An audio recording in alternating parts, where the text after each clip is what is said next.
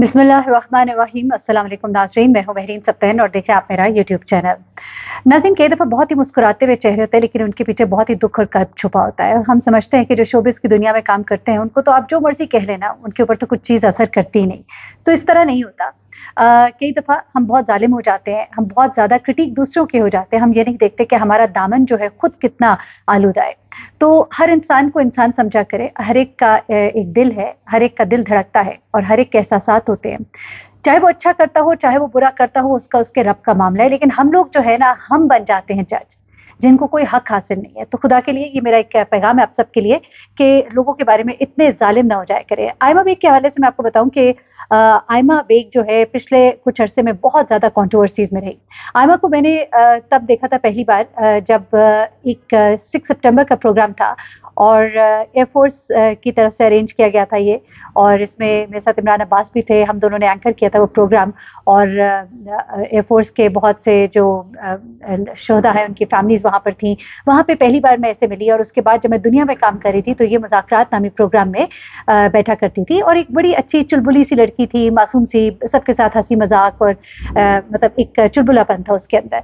उसके बाद आयमा को अल्लाह ताला ने बड़ी एक शोहरत दी, इज्जत दी। अब लोग जो है मेरी इस बात के ऊपर भी क्रिटिसाइज करेंगे, क्योंकि बहुत से लोग हैं जो मॉरल पुलिसिंग के लिए खड़े हो जाते हैं और एकदम से कहते हैं जी ये काम तो कोई अच्छा नहीं है। ठीक है, आप अगर दीन के एतबार से देखते हैं तो बहुत सी चीज़ें हैं, लेकिन हम लोग भी बहुत चीज़ों में बहुत गलत है। एनीवे, जो लोग आयमा को बहुत पसंद करते हैं और आयमा की आवाज़ को पसंद करते हैं, उसके अंदाज को पसंद करते हैं, आपको मैं बताऊं कि कुछ अर्सा पहले आयमा के बारे में बहुत बातें की गई, जब खास तौर पे उसकी मंगनी टूटी। और जब मंगनी टूटी तो एक खातून थी जिसने ये आके बताया कि किस तरह से आयमा जो है उसका उसके फियांसे यानी कि उसके फ्रेंड के साथ उसका ताल्लुक रहा, और इस तरह से आयमा की अपनी मंगनी भी टूट गई है। पहले तो आयमा खामोश रही, लेकिन उसके बाद आयमा फट पड़ी और फिर उसने कहा कि ये सारे जो है बहतान है, इल्जामात हैं, और उनकी और उनके मंगेतर की नहीं बन पाई, और उन दोनों के रास्ते जुदा हो गए। लोगों ने बहुत सी वीडियोस बनाई, बहुत सी बातें की। उसके बाद आयमा के बारे में एक बहुत वायरल हुआ एक क्लिप, जिस क्लिप में वो कहती दिखाई देती है कि मेरा क्रश जो है मेरा भाई था, जो कि मुझसे 7 साल बड़ा है। लोग बड़े ज़ालिम हो जाते हैं। मैं कई दफ़ा कहती हूँ कि आपकी वीडियोस को एडिट करके इस तरह से पेश किया जाता है, जिस तरह एक वीडियो है जो मेरे हवाले से भी सर्कुलेट बड़ी करती रही, उसमें भी उसको भी एडिट करके चलाया गया। जो बोला उसको नहीं दिखाया, जो बोला जो रुक के उसको काट के एडिट करके बड़ी खूबसूरती से एक अजीब सी चीज़ बना के उसको दिखाया। इसी तरह आयमा ने बात की थी कि मेरा क्रश मेरे भाई का, सात जो मेरे से बड़ा भाई है, 7 साल बड़ा भाई, उसका दोस्त मेरा क्रश था। उसकी आंखें बिल्ली आंखें थी, लेकिन वहां से भाई का दोस्त तो निकाल दिया गया, सिर्फ भाई तक रहने दिया बात को। और जहां पे उसने ये कहा कि मेरा भाई जो कि मुझसे 7 साल बड़ा था, यहाँ तक बात को दिखाकर उसके ऊपर एक बहतान बांधा गया कि कितनी गलत औरत है, कितनी गलत लड़की है जो अपने भाई के बारे में इस तरह की सोच रखती है। उसके बाद उसने फिर आकर ना सिर्फ ये कि जिस चैनल से ये लीक किया गया था उसको सू किया, बल्कि उसने आकर बताया कि मैंने ये कहा था कि मेरे भाई का दोस्त जो है वो मेरा क्रश था। अच्छा, ये बात भी खत्म हो गई। उसके बाद आयमा जो है उनको एक मूवी के लिए जो कि शाबिर जाफरी थी उनके साथ, 12वां खिलाड़ी गालिबन उसका नाम था, उस मूवी में उनको कास्ट किया गया था, लेकिन उस मूवी को वो कर नहीं पाई। उस मूवी के दौरान ही उनको मतलब जब उनकी कास्टिंग के प्रोसेस में था तो उन्होंने इनकार किया और माजरत की और वहां से चली गई। अब उन्होंने पहली बार शाबी के प्रोग्राम में ही बताया कि मैंने वो मूवी इसलिए नहीं की थी, और मैंने मायरा को बताया और शी वॉज वेरी अंडरस्टैंडिंग कि उसने मेरी बात को समझा कि मैं एक ऐसी खौफनाक बीमारी का शिकार हो गई थी जो आज तक मैंने कभी किसी को डिस्क्लोज नहीं की है।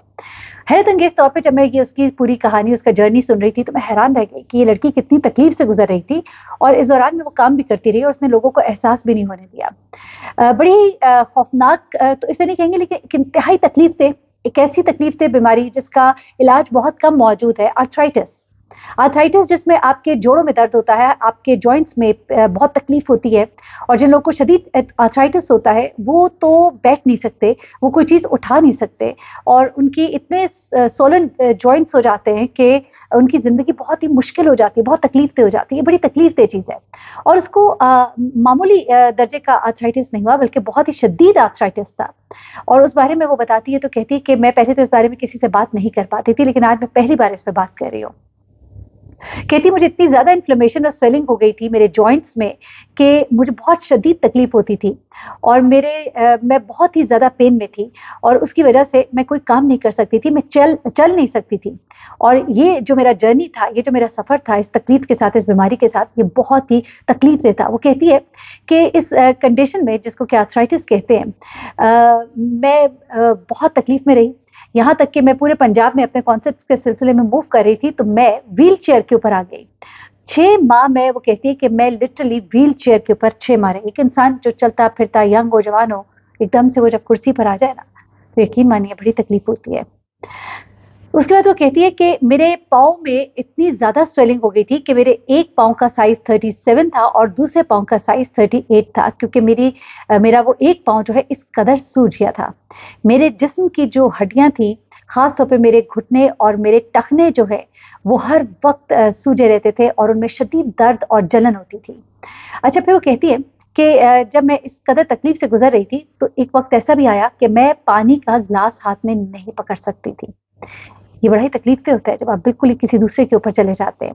और फिर वो कहती है कि एक पॉइंट ऐसा आया कि मुझे ऐसी मेडिसिन्स जो है वो इस्तेमाल करनी पड़ी जिनके अंदर कीमोथेरेपी थी, यानी कि कीमोथेरेपी के ही प्रोसेस से गुजरी। कीमोथेरेपी कुछ तो आपका होता है थ्रू इंजेक्शंस और थ्रू ड्रिप्स, लेकिन कुछ थ्रू मेडिसिन भी ये होती है ट्रीटमेंट, और उनको वो मेडिसिन खानी पड़ी जो कि कीमोथेरेपी जिनके अंदर शामिल थी। वो कहती है जब मैंने ये मेडिसिन खाई तो एक वक्त ऐसा आया कि मेरे बाल जो हैं गिरना शुरू हो गए और मेरा वजन जो है वो बहुत ज़्यादा बढ़ना शुरू हो गया।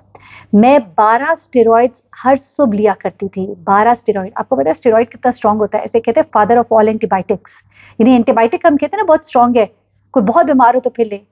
तो एंटीबायोटिक का भी जो बाप होता है ना वो स्टेरॉइड होता है, और फिर एक स्टेरॉइड नहीं 12 स्टेरॉइड वो कहती कि मैं दिन में लिया करती थी ताकि मैं कुछ काम कर सकूं।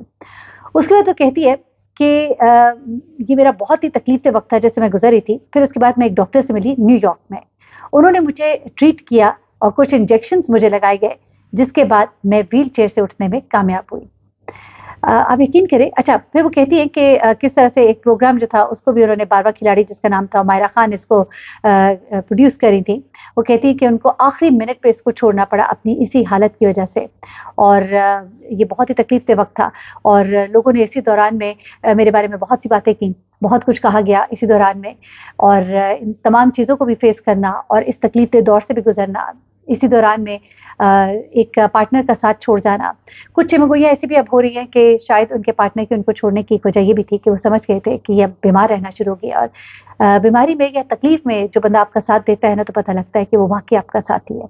लेकिन उस वक्त भी इनको बहुत बुरी तरह से ट्रोल किया गया और कहा गया कि इनका किसी और के साथ कोई अफेयर था और इस तरह की बातें की गई, लेकिन कोई नहीं जानता था कि किस कदर तकलीफ और अजियत से वो गुजर रही थी। एनीवे, मैंने कहा आपके साथ ये मैं खबर शेयर करूं। अपना बहुत ख्याल रखिएगा। अल्लाह ताला सबको सेहत वाली ज़िंदगी दे। सेहत बहुत बड़ी नेमत है और मैं हर दफ़ा ये कहती हूँ कि उस रब का बहुत शुक्र अदा करें। गरीब से गरीब बंदा इंतहाई अमीर है अगर वो सेहतमंद है।